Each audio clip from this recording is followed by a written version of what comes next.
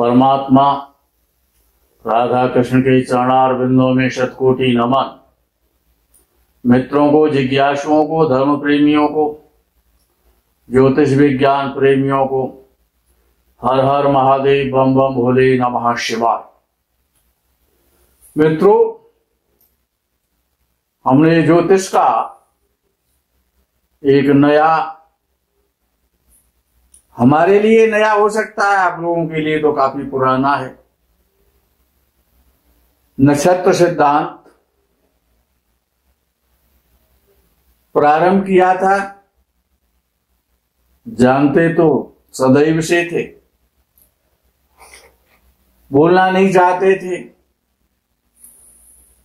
लेकिन जब कई विद्वानों के वीडियो सामने आए जो नक्षत्र सिद्धांत को यूट्यूब चैनलों पर अपने अपने प्रकार से जिज्ञासुओं तक भेज रहे थे, तो हमने जो पहला वीडियो बनाया था अभी एक दिन पहले, उस पे कमेंट मांगे भी थे हमने, और आज के वीडियो पर भी हम आपसे कमेंट मांगेंगे। इच्छा है आप कमेंट करेंगे, लेकिन कुछ विद्वानों के द्वारा जो हमारे वीडियो को सुनते हैं और भली प्रकार से सुनते हैं, विश्वास है तभी कमेंट लिखा जाता है। उन्होंने लिखा था कि गुरुजी आप गलती कर रहे हैं, जो नक्षत्र सिद्धांत हम बता रहे थे अश्विनी से और उत्तरा फाल्गुनी नक्षत्र तक, हमने उस पर अपनी चर्चा आप तक पहुंचाने का प्रयास किया था। उसमें अश्विनी नक्षत्र को लेकर के विशेष रूप से और हमारे पास कई कमेंट आए। कमेंट एक राजेंद्र जी हैं, उन्होंने लिखा था कि अश्विनी बालों के लिए धनिष्ठा पांचवी तारा यानी विपत तारा होती है और भरणी नक्षत्र के लिए क्षेम होती है।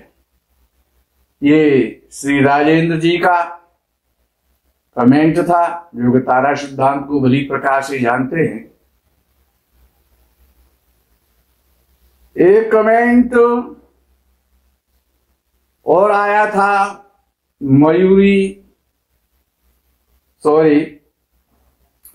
ये सागर के नाम से, उन्होंने लिखा था गुरुजी आप कुछ मिस्टेक कर रहे हैं, अश्विनी नक्षत्र वालों के लिए धनिष्ठा नक्षत्र पांचवी तारा यानी प्रत्यरी तारा होती है। एक दो इसी प्रकार से कमेंट और आया था। हम मानते हैं आप लोग ज्योतिष के विद्वान हैं, हम आपकी विद्वता का, आपकी भावनाओं का, आपके कमेंट का हृदय से आभार व्यक्त करते हैं, सम्मान करते हैं हम आपका। लेकिन जो आपने लिखा तारा सिद्धांत आप जानते हैं, जो भी आपने लिखा है, लेकिन ये नक्षत्र सिद्धांत जिसे हम तारा सिद्धांत भी कहते हैं, ये जो नक्षत्र सिद्धांत है, इसमें जो 9 ताराएं दी गई हैं, जन्म से लेकर के परम मित्र तक की 9वीं तारा होती है। आपने कमेंट लिखा, हो सकता है हमारे बोलने में भूल हो गई हो, हम क्षमा प्रार्थी हैं आप लोगों से। अब उम्र तो है ही हमारी, बाल भी पक चुके हैं, सफेद हो गए हैं, गलती हो सकती है, हम अपनी गलती के लिए पुनः आपसे क्षमा मांग रहे हैं। लेकिन तारा सिद्धांत को एक बार अवलोकित कर लिया जाए, उसको पुनः समझ लिया जाए, तो हानि क्या है। आज हमारी गलती का भी सुधार हो जाएगा। हमने ये गलती की है तो उसको पहले समझा जाए कि तारा सिद्धांत है क्या। जो नक्षत्र सिद्धांत है, इसको प्रयोग कैसे किया जाता है। अगर किसी नक्षत्र में कोई ग्रह चल रहा है, जैसे बृहस्पति पर हम रिवीजन कर रहे थे अपना, कि बृहस्पति धनिष्ठा नक्षत्र में कुंभ राशि में 20 जनवरी 2021 से रात्रि 11:15 से कुंभ राशि में प्रवेश करेंगे। धनिष्ठा नक्षत्र में ही इस समय चल रहे हैं, तब भी चलेंगे। और 31 दिसंबर तक का हम बोल रहे थे, यद्यपि बृहस्पति कुंभ राशि धनिष्ठा नक्षत्र में 2 जनवरी तक चलेंगे।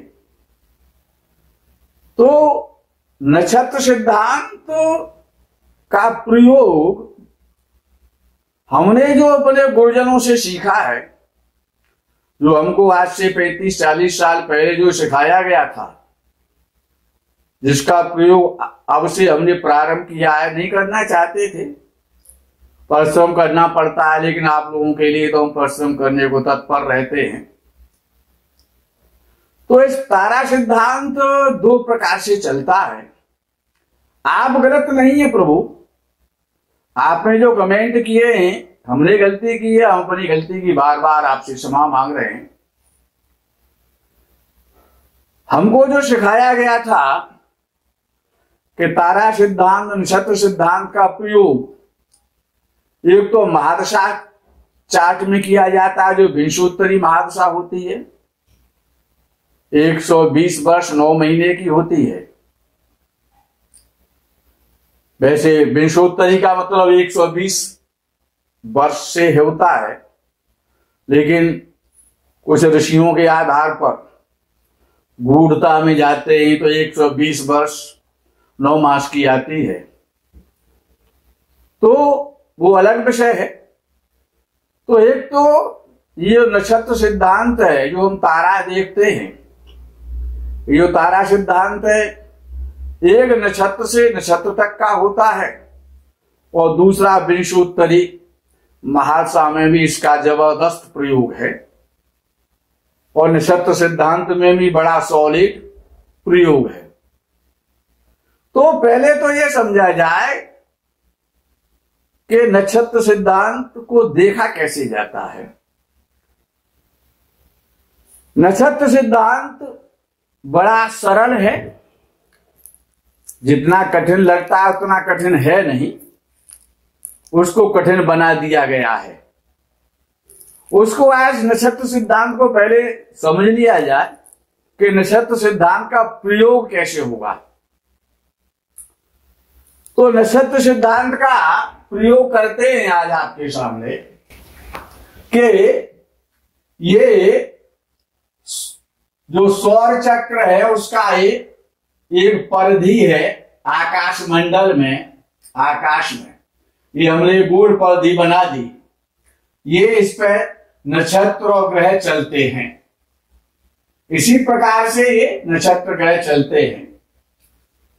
तो जो पहला पार्ट है जो मेष राशि में आता है, तो पहला पार्ट जो है वो पहले पार्ट में अश्विनी, मघा और मूल 3 नक्षत्र हो गए। ये तीनों नक्षत्र केतु के। इसके पहले सबसे पहले हम 9 पार्ट बनाएंगे। एक पार्ट बना दिया, दूसरा पार्ट बना दिया, तीसरा बना दिया, चौथा, 5वां, 6वां, 7वां, 8वां और 9वां। हमने इसके 9 पार्ट कर दिए। देखो 9 ताराएं हैं और एक तारा में और 3 नक्षत्र आ जाते हैं। जैसे जन्म तारा में अगर हम अश्विनी से क्यों चर्चा की, अश्विनी नक्षत्र से थी, तो अश्विनी नक्षत्र, मघा नक्षत्र और मूल नक्षत्र, इसी प्रकार से ये हमने नक्षत्र लिख दिए अश्विनी, मघा, मूल। भरणी पूर्वा फाल्गुनी पूर्वाषाढ़ा, कृतिका उत्तरा फाल्गुनी उत्तराषाढ़ा, रोहिणी हस्त श्रवण, मृगशिरा चित्रा धनिष्ठा, आद्रा स्वाति शतभिषा, पूर्वसु पुक विशाखा और पूर्वा भाद्रपद, पोख्य अनुराधा उत्तरा भाद्रपद, श्लेषा ज्येष्ठा और मूल। अश्विनी मघा मूल के स्वामी केतु हो गए। वर्णी पूर्वा फाल्गुनी पूर्वाषाढ़ा का स्वामी शुक्र हो गया। कृतिका उत्तरा फाल्गुनी उत्तराषाढ़ा का सूर्य बन गया। रोहिणी हस्त श्रवण का चंद्र हुआ। मृगशिरा चित्रा और धनिष्ठा का मंगल स्वामी बना। आद्रा स्वाति शतभिषा का राहु हो गया। पूर्वसु विशाखा पूर्वा भाद्रपद का बृहस्पति स्वामी हो गया। और पोख्य अनुराधा उत्तरा भाद्रपद का शनि स्वामी हो गया। और श्लेषा ज्येष्ठा और रेवती का बुध स्वामी हो गया। ये इसके हमने 9 पाठ कर दिए। उसी प्रकार से हमने केतु शुक्र सूर्य चंद्र मंगल राहु गुरु शनि और बुध, ये 9 ग्रह हमने इसमें भर दिए। जो जिन नक्षत्रों के स्वामी हैं, एक एक ग्रह 3-3 नक्षत्रों का स्वामी होता है, ये आपको पता है। इसी प्रकार से अब हमने इसको लिखा कि जन्म, संपद, विपद, क्षेम, प्रत्यरि, साधक, बध, मित्र और परम मित्र, इस प्रकार से हमने इसको लिख दिया। तो अब अगर हम अश्विनी से बात अश्विनी नक्षत्र पर चल रही थी, अश्विनी नक्षत्र पर कमेंट आए थे जिसके लिए उन्होंने आपसे क्षमा मांगी है। तो अश्विनी नक्षत्र जन्म नक्षत्र हो गया, जिनका भी अश्विनी नक्षत्र है, उससे बृहस्पति धनिष्ठा नक्षत्र में चल रहा है, तो उसकी कौन सी तारा होगी, विषय यहां है। तो जन्म, संपद, विपद, क्षेम, प्रत्यरि और साधक, ये धनिष्ठा नक्षत्र ये साधक तारा में आ रहा है, जो हमने आपको बताया था। अब आपकी गणना कौन सी है, ये हमारी समझ में नहीं आ रही है। गणना जब आप करेंगे तो इसी प्रकार से करेंगे। उस दिन भी हमने इसी प्रकार से की थी कि जन्म, संपद, विपद, क्षेम, प्रत्यरि और साधक। तो ये बृहस्पति जो धनिष्ठा नक्षत्र में यहां चल रहा है अश्विनी नक्षत्र से, तो ये साधक तारा में आएगा, न के प्रत्यरि तारा में आएगा। अब आप समझ गए होंगे कि इसको जो लिखा जाता है वो इसी प्रकार से हमने लिखा है। पहले जन्म तारा लिख दिया, फिर संपद लिख दिया, फिर विपद लिख दिया, फिर क्षेम लिख दिया, फिर 5वें नंबर पर प्रत्यरि लिख दिया, फिर 6वें नंबर पर साधक लिख दिया, फिर 7वें पर बध लिख दिया, फिर 8वें पर मित्र लिख दिया, 9वें पे हमने परम मित्र लिख दिया। तो इसमें विवाद का विषय कहां से आ गया? हमने गलती, लगता है हमने गलती नहीं की है, हो सकता है क्योंकि ये लिखने का जो सिस्टम है वो इसी प्रकार से तो होगा। भाई केतु के बाद, केतु की दिशा के बाद फिर शुक्र की दिशा आती है, शुक्र की महादशा के बाद फिर सूर्य की आती है, सूर्य के बाद फिर चंद्र की आती है, चंद्र के पश्चात मंगल की आती है, मंगल के बाद राहु की दिशा आती है, राहु के बाद गुरु की दिशा आती है, गुरु के बाद शनि की आती है, और शनि के बाद बुध की दशा आती है, और बुध के बाद पुनः केतु की दशा आ जाती है। तो विषय यहां है कि आप लोगों ने जो हमसे कमेंट में, हमने अपनी गलती के लिए बार बार सॉरी बोल लिया है, अब भी सॉरी बोल रहे हैं, लेकिन सिद्धांत आपके तरीके से नहीं चलेगा। हो सकता है क्योंकि अगर लोग सही समझाने वाले होते तो हमें सिद्धांत को, हमको, हमारी बोलने की इच्छा नहीं थी, लेकिन जब हमने समझाते हुए लोगों को देखा, जब लोगों की उस पर स्थितियां देखी तो समझने में अंतर आ गया। तो 5वीं तारा प्रत्यरि की होती है, लेकिन 5वीं तारा में चल रहा हो जब तो आप कहेंगे, क्योंकि जो जो प्रयोग का जो सिद्धांत है वो इसी प्रकार से है भाई। अश्विनी के बाद भरणी आएगा, भरणी के बाद कृतिका आएगा, कृतिका के बाद रोहिणी आएगा, फिर मृगशा आएगा, फिर आद्रा आएगा, पुनसु आएगा, पुख आएगा, श्लेषा आएगा, मघा आएगा, फिर केतु में फिर आ जाएगा। तो पूर्वा फाल्गुनी आएगा, उत्तरा फाल्गुनी आएगा, श्रवण वो सॉरी हस्त आएगा, चित्र आएगा, स्वाति और फिर विशाखा, फिर अनुराधा और फिर ज्येष्ठा, फिर आएगा मूल आएगा ज्येष्ठा के बाद, फिर पूर्वाषाढ़ आ जाएगा, फिर उत्तराषाढ़ आ जाएगा, फिर श्रवण आ जाएगा, फिर धनिष्ठा आएगा, फिर शतभिषा आएगा, फिर पूर्वा भाद्रपद आएगा, फिर उत्तरा भाद्रपद आएगा और रेवती आएगा। ये आपके 27 नक्षत्र हो गए। लेकिन आप इस साइड से तो गिनेंगे नहीं, सीधे सीधे तो गिना जाएगा। तो जन्म, संपद, विपद, क्षेम, प्रत्यरी और साधक। तो ये धनिष्ठा नक्षत्र कुंभ राशि का जो नक्षत्र है वो तो 6वां नक्षत्र आ रहा है ना। आप किस प्रकार से काउंट करते हैं? अगर आप काउंट कर रहे हैं, आपने किसी किताब से कोई सारणी पढ़ी है, हो सकता है भारतीय ज्योतिष से आपने पढ़ी हो सकता है नारद संहिता से पढ़ी हो, अन्य किताबों में इसका उल्लेख मिलता है, हो सकता है पंचांग में भी पीछे दिया रहता है तारा सिद्धांत, तारा विवाह आदि में गुण मिलान में उसका प्रयोग होता है, आपने उसमें से पढ़ा हो या किसी विद्वान ने आपको सिखाया हो। लेकिन अगर आपने ऐसा पढ़ा है तो ये सिद्धांत तो आपको गलत साबित कर रहा है। हमने ये कहा था कि अश्विनी नक्षत्र वालों के लिए धनिष्ठा नक्षत्र जो जिसमें बृहस्पति कुंभ राशि में प्रवेश कर रहा है 20 नवंबर 2021 से, तो वो साधक तारा में आ रहा है। लेकिन आपने प्रत्यरी तारा में हमको बताया जो कि सिद्धांत नहीं कह रहा है। प्लीज, हम तो वैसे ही बुढ़े हो चुके हैं, प्लीज कंफ्यूज मत करें, कंफ्यूजन ना फैलाएं, ज्योतिष शास्त्र को समझें, नक्षत्र सिद्धांत को समझें। पुनः आपसे हम एक बार क्षमा मांगते हैं। जिनकी समझ में तारा सिद्धांत नहीं आया होगा उनके लिए आपने बड़ा औषधि का काम किया है।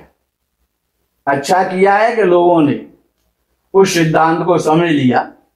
तो आज पुनः हम प्रारंभ करते हैं, और हमने आज भी गलती की है तो उसके लिए हम आपसे पुनः एक बार क्षमा याचना करते हैं, क्योंकि हम उत्तरा फाल्गुनी नक्षत्र तक हम बोल चुके हैं। आज हस्त नक्षत्र का नंबर आता है। हस्त नक्षत्र और चंद्र का नक्षत्र है, ये हस्त नक्षत्र लिखा हुआ है। तो हस्त नक्षत्र वालों के लिए जो धनिष्ठा नक्षत्र में और जो बृहस्पति जा रहा है तो वो कुंसी तारा में जाएगा। विषय यहां है आज का। हस्त नक्षत्र से यदि हम गिनेंगे इसको तो हस्त को हम जन्म नक्षत्र मानेंगे। तो हस्त को जब जन्म नक्षत्र मानेंगे, क्योंकि हस्त से देखना है, तो जब हम हस्त से देखेंगे तो हस्त से, और ये आप अपने आप देख सकते हैं, हस्त नक्षत्र से बृहस्पति परम तारा में चलेगा, परम मित्र तारा में चलेगा बृहस्पति। तो जो हस्त नक्षत्र वाले हैं उनके लिए बृहस्पति अत्यंत श्रेष्ठ और सुंदर फल देगा, ये अपने में निश्चित हो गया।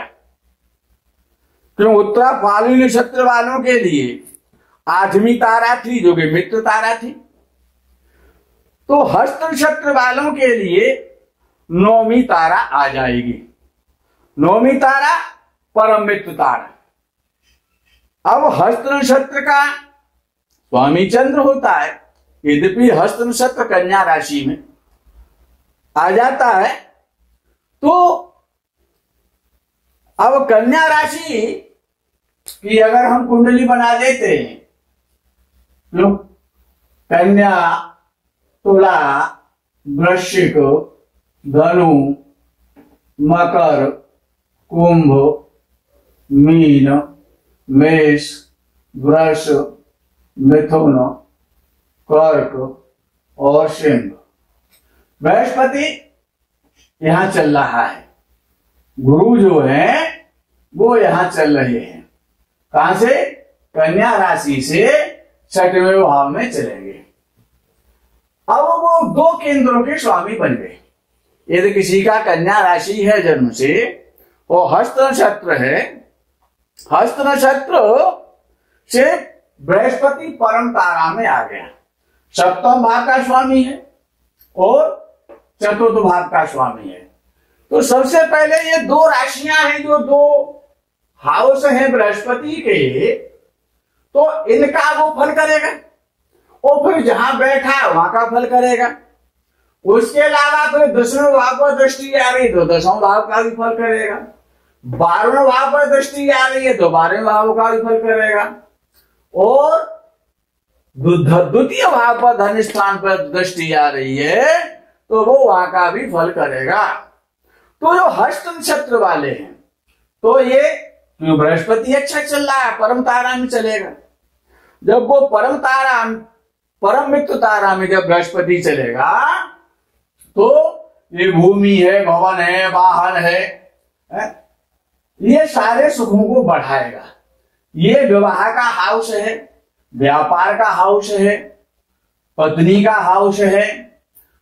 तो ये बृहस्पति जिनका विवाह नहीं हो रहा है उनके विवाह की संभावना बन जाएगी, और बृहस्पति जो है विवाह आदि कराएगा, क्योंकि वो विवाह का स्वामी बन गया। और हस्त नक्षत्र वालों के लिए जिनका, इसमें राशि से मतलब नहीं होता है यद्यपि, तथापि क्योंकि नक्षत्र सिद्धांत है, फिर भी मैं प्रयास कर रहा हूं कि एक ही नक्षत्र 2-2 राशियों में चला जाता है। किसी नक्षत्र का एक राशि में एक पार्ट रह गया, किसी नक्षत्र का 2-2 पार्ट बट गए, तो हर राशि में कोई न कोई नक्षत्र मिला हुआ होता है, क्योंकि 2 नक्षत्र से 9 नवांश से या 9 अक्षरों से एक राशि का निर्माण होता है। तो एक नक्षत्र में केवल 4 ही नवांश होते हैं या 4 पार्ट होते हैं उसके। तो हस्त नक्षत्र वालों के लिए ये बृहस्पति बहुत अच्छा है। फिर आता है चित्रा नक्षत्र का नंबर, और चित्रा नक्षत्र तो मंगल का नक्षत्र है। जब वो मंगल का नक्षत्र है और धनिष्ठा नक्षत्र में, धनिष्ठा नक्षत्र भी मंगल का नक्षत्र है, तो चित्रा और धनिष्ठा, बात चित्रा की हो रही है, तो जो चित्रा नक्षत्र वाले हैं उनकी जन्म तारा में बृहस्पति हो गया। चित्रा नक्षत्र से और बृहस्पति जन्म तारा में हुआ, तो उनको अपने स्वास्थ्य का विशेष रूप से ध्यान रखना चाहिए। अपने स्वास्थ्य का ध्यान रखें, अपने व्यापार का ध्यान रखें, अपनी पार्टनरशिप का ध्यान रखें। तो जो चित्रा नक्षत्र वाले हैं उनके लिए बृहस्पति बहुत अच्छा फल देने वाला है, लेकिन स्वास्थ्य का विशेष रूप से उनको ख्याल रखना चाहिए और अपनी पत्नी के स्वास्थ्य का भी ख्याल रखें। क्योंकि जो जन्म नक्षत्र होता है वो विशेष रूप से स्वास्थ्य को और धन से ही पीड़ित करता है। जब जन्म तारा में कोई ग्रह चल रहा होता है तब। अब स्वाति नक्षत्र वालों की आज बात कर लेते हैं। और स्वाति नक्षत्र तो तुला राशि का नक्षत्र है, इसमें तुला राशि आ जाती है। और तुला राशि जब इसमें आएगी तो बृहस्पति कहां होगा तुला राशि वालों का? तो बृहस्पति शत्रु होता है, क्योंकि तुला राशि शुक्र की राशि है और बृहस्पति और शुक्र में आपस में शत्रुता है। तो तुला राशि वालों के लिए यद्यपि बृहस्पति ठीक नहीं है, तो तुला राशि वालों को चेक कर लेते हैं। तो ये हमने 7 नंबर लिख दिया, क्योंकि 7 नंबर तुला राशि होती है, और इसी में हमने चंद्र को लिख दिया जिनकी भी तुला राशि है। तो 7, 8, 9, 10 और 11, तो ये बृहस्पति 5वें भाव में आ गया। यहाँ पर जो है 11 नंबर आ गया, और यहाँ पर हमने गुरु को नोट कर दिया। अब तुला राशि से बृहस्पति 11 नंबर में है और संपत तारा में है। संपत तारा का मतलब जो स्वाति नक्षत्र वाले हैं उनके लिए संपत तारा है। संपत तारा संपत्ति, धन संपत्ति, वैभव है, व्यापार का बढ़ना है, सर्विस का लगना है। तो संपत तारा में जब तक बृहस्पति चलेगा, पूरे वर्ष चलेगा, 31 दिसंबर तक चलेगा। 31 दिसंबर तक का ये आपको बताया जा रहा है। तो संपत तारा यद्यपि बृहस्पति पंचम भाव में है, अब बृहस्पति जिस भाव में बैठता है उसकी हानि तो करता है, और पंचम भाव का बृहस्पति कारक भी है। तो कारको भाव नाशाय, पंचम भाव संतान का भाव है, अक्षमात धन प्राप्ति का भाव है, जुए के द्वारा, सट्टे के द्वारा, लॉटरी के द्वारा। ये प्रेमी और प्रेम का भी भाव है, ये ज्ञान का भाव है, ये आमोद प्रमोद का भी भाव है। तो यहां से जो संबंधित जितनी चीजें हैं पंचम भाव से संबंधित, वो चीजें थोड़ी परेशानियां देंगी क्योंकि बृहस्पति यहां बैठा है। तो थोड़ी पंचम भाव का ध्यान रखें क्योंकि बृहस्पति 6वें भाव का भी स्वामी बन जाएगा 12 नंबर की राशि का, और 7, 8 और 9, और तीसरे भाव का स्वामी बन जाएगा। तीसरा भाव का स्वामी भी बृहस्पति है और 6वें भाव का भी स्वामी बृहस्पति है, यहाँ का भी 12 नंबर का भी। लेकिन बृहस्पति की 12 नंबर तो उसकी अपना घर है, और जो 9वें नंबर की राशि है जो तीसरे भाव में आ रही है तुला राशि वालों के लिए, यहाँ का भी बृहस्पति स्वामी है। तो यह मूल त्रिकोण राशि है बृहस्पति की। तो हर ग्रह पहले मूल त्रिकोण राशि का अपना फल देता है। तो ये जो तीसरा भाव के लिए तो बृहस्पति बहुत अच्छा हो गया जो तुला राशि वाले हैं। लेकिन 6वें भाव का स्वामी पंचम भाव में आ गया, 12वें भाव में आ गया, तो शत्रु तो खत्म हो गए। लड़ाई झगड़े झंझट मुकदमा जो भी वाद विवाद जो चल रहा था वो तो सब खत्म हो गया, क्यों 6वें भाव का स्वामी अपने भाव से और 12वें भाव में चला गया, यानी कि पंचम भाव में चला गया। तो अपने भाव को उसने कमजोर कर दिया। जब अपने भाव को कमजोर कर देगा तो रोग है, ऋण है, शत्रु है, कर्जा है, झगड़े झंझट है, भाग दौड़ है, ये सब ब्रेक कर दोगे, ये सब टेंशन फ्री हो जाइए आप इनसे। और अब विषय आता है कि ये तीसरे भाव का अच्छा फल करेगा, यहाँ के फलों का नाश करेगा। तो यहाँ के फलों का तो नाश हो जाए वही अच्छा है, रोग खत्म हो जाए, ऋण खत्म हो जाए, लड़ाई झगड़े खत्म हो जाए, मुकदमे खत्म हो जाए। लेकिन बात क्या है कि 6वां भाव ननिहाल का भी भाव है, मामा इत्यादि का भी भाव है, उनके लिए खराब है। ये रोग ऋण शत्रु तो उसने खत्म कर दिए, झंझट खत्म। लेकिन 5वें भाव को पीड़ा देगा, इस भाव को तो उसने अच्छा कर दिया जिसका मालिक था। और तीसरा भाव मित्रों का भाव है, भाई बहनों का भाव है, यात्राओं का भाव है, पराक्रम का भाव है, शौर्य का भाव है। तो ये तीसरा भाव अच्छा हो गया है?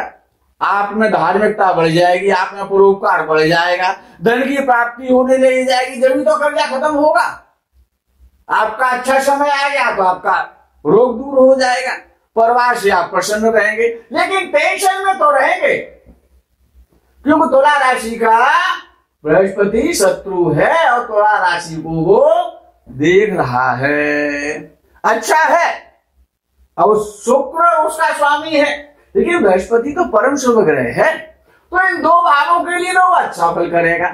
लेकिन 5वें भाव के लिए गलत फल करेगा, क्यों वहां पर बैठा हुआ, और लग्न के लिए चिंताएं पैदा करेगा। इसीलिए संतान का ध्यान रखें। अगर आप कहीं पर आपका अफेयर चल रहा है तो उसमें भी दिक्कतें आएंगी। यदि आप जुआ सट्टे मार्केट में, शेयर मार्केट में काम कर रहे हैं तो वहां भी आपको घाटा होगा। तो क्योंकि ये भाव ही ऐसा है। तो इन सारी चीजों का आपको ध्यान रखना है, जो भी कौन, जो स्वाति नक्षत्र वाले हैं। मित्रों, आज का प्रकरण यही विराम करते हैं। आगे विशाखा, अनुराधा, जो ज्येष्ठा इत्यादि जो नक्षत्र हैं उन पर आगे के वीडियो में चर्चा करेंगे। पुनः एक बार सभी से हर हर महादेव, बम बम भोले, नमः शिवाय, जय गौ माता की।